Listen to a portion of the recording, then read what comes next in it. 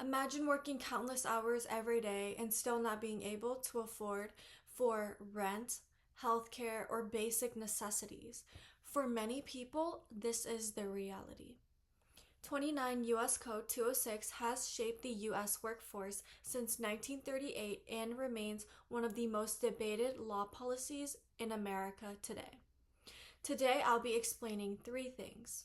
First, the history and what the federal minimum wage is, those who support raising minimum wage, and those who argue against raising minimum wage. Let's start off by looking at where the minimum wage comes from and what the law actually states. So, the federal minimum wage was established in 1938 under President Franklin D. Roosevelt, and it is currently under 29 U.S. Code 206, and the federal minimum wage at the moment is $7.25 per hour, and it has not increased since July 24th of 2009. Many people have their own minimum wage, but the federal law remains the same. The federal minimum wage was first established to protect workers from being taken advantage of and to ensure a basic standard of living. Over time, several amendments have increased the rate to reflect economic shifts. However, there continues to be a gap between the federal law and higher minimum wages that many states have set. Now that we have an understanding of what the minimum wage policy is, let's talk about why there's so much controversy against it. So, first I'll start off with those who are for the policy. Now, many people who are for the policy claim that raising minimum wages is essential for improving workers' lives. Not only will this strengthen the economy, but it will also allow individuals to afford their daily necessities.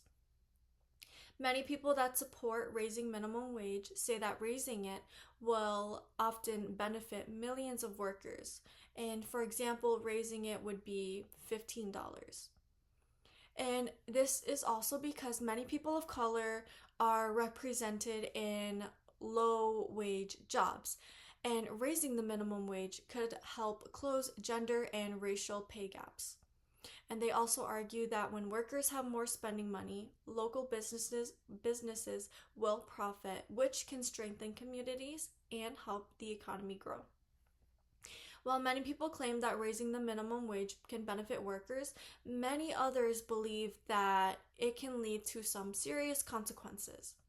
For example, those who claim that raising the federal minimum wage is bad state that it can affect employment rates and make it harder for people to get jobs. They also believe it could increase the cost of living and reduce opportunities for workers. Some say that raising the minimum wage can lead to a decline in jobs, as employers might cut workers or reduce hiring.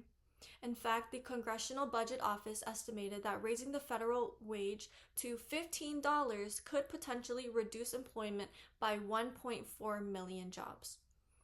Opponents also argue that businesses will pass higher labor costs on to customers, which would raise the prices of goods and services that would be purchased. And finally, they believe that workers with less experience, such as teens, new workers, and those with low skills will struggle to find a stable job if the minimum wage gets too high.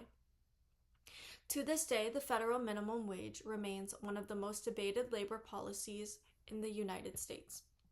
In conclusion, we looked at both sides, those who are for raising minimum wage and those who are against raising minimum wage. Supporters believe that it is an investment towards strengthening the middle class, while opponents warn that it could harm jobs and businesses as well as the economy. My goal today was to inform you all on the policy and explain why it's such an important issue in our country. So the next time you hear a debate about raising the minimum wage, remember it's not just a number, and this could potentially affect both workers and businesses, and most importantly, our future. Thank you.